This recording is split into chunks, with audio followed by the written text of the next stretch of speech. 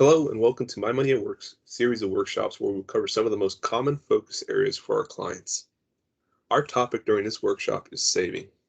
Upon the completion of this workshop, we hope you will have a good understanding on how to start saving and how meaningful it is to integrate savings in your life.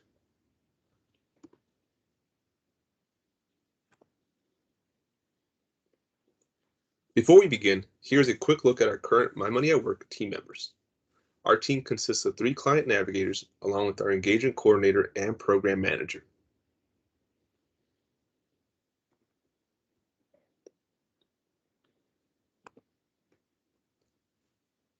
Savings is the money set apart from your necessities and other miscellaneous expenses. What you save can be used for unexpected costs or planned expenses, all of which will vary from person to person. The amounts you accrue can be used for purposes months to even years later.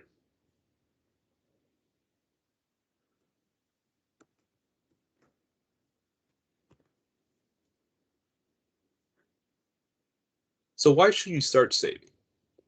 Well, as a general good practice, you should always have and build onto savings to be prepared for anything.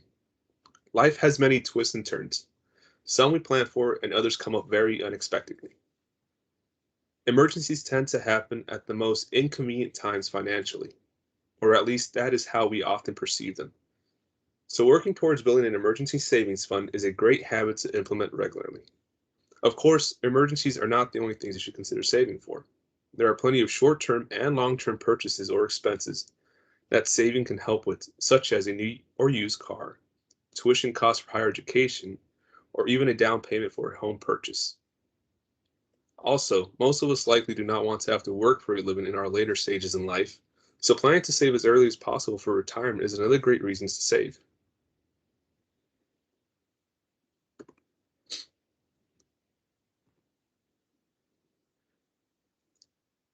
Now, we often hear this a lot from either ourselves or others around us, and that is, I do not earn enough to save, or I have too many expenses to set aside money for savings. While can be somewhat true to an extent, there is always a method and an amount that we can try to add to our savings efforts. Sometimes the easiest approach is to review one's budget and try to reduce any unnecessary costs or additional miscellaneous expenses.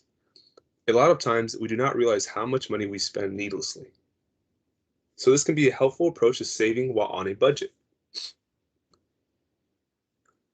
If budgeting and cutting costs is proving too challenging, however, then maybe seek additional income in the form of a part-time job or selling goods or services, which can create that surplus necessary to grow your savings.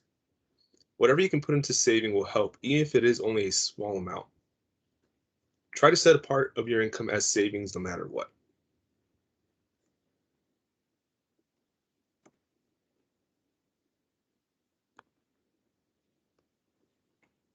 When saving, it is wise to make the process as effortless as possible.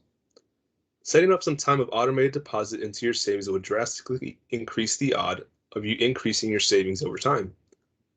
With the direct deposit arranged, even if you forget, that money you want to save will still find itself in the appropriate location for your savings plans. If direct deposit is not an option or not your preference, set a reminder with your mobile device or a planner to deposit into your savings shortly after a pay date.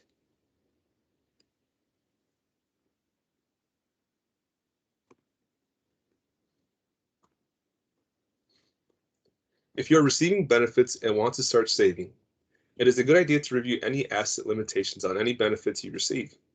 Most asset limits are made of liquid assets. In other words, those assets which are like cash.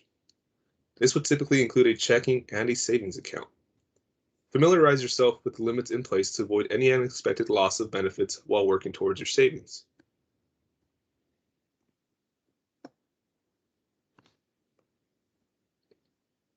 There are plenty of options when deciding where to keep your savings. All savings storing options have their benefits and potential risks, some of which are greater than others, though. Compare those potential risks and benefits before determining what works best for you and your savings. Make sure you are aware of any fees or limits or other information applicable to any accounts that you may choose for your savings.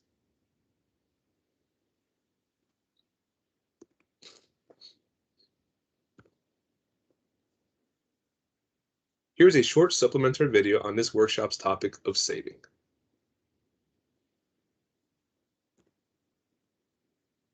Saving money means paying yourself first. It helps you prepare for sudden emergencies, puts you on track for long-term goals, and even allows you to take some much-needed time for yourself. But not everyone knows the best ways to save. Sometimes you get caught up with paying bills. You forget to pay the most important person, yourself. That's why it's essential to create a savings plan that works for you. Saving in general can be hard to do, so set a financial goal and figure out how much you'll need to set aside each month to get there. Which leads to the next question: where to set it aside? If possible, open a savings account, separate from your checking. It'll make it easier for you to track your savings and harder for you to spend it. Plus, savings accounts usually earn interest over time, too. But you have to pay your account regularly. Treat it like another bill and don't miss a payment. Next, keep track of your spending every month. Go through your credit card and bank statements and make sure your spending aligns with your goals. If you're spending too much, try to cut back and turn that into savings. And just like you look for deals every day, do the same for expensive emergencies. Finally, here are a few ways to use your debit and credit cards wisely. For example, only use your credit card for stuff you know you can pay back. And when you use your debit card, ask your bank to block any overdrafts on your account. That'll help you avoid interest and fees that would otherwise cut into your savings. But most importantly, celebrate your successes, even the small ones. Saving is a choice, but remember, you can't get ahead if you don't get started. So figure out what you're saving for, calculate your contribution and how often you will make it, and create a plan and put it into action.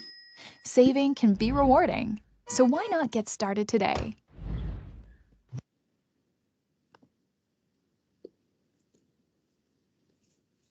Please reach out to us with any questions or visit our webpage for more information. You can also visit the Consumer Financial Protection Bureau via the link and QR code for additional tips and resources. This brings us to the conclusion of this workshop. We hope this information has proven insightful to you viewers, and I would like to thank you on behalf of our team here at My Money at Work. Goodbye.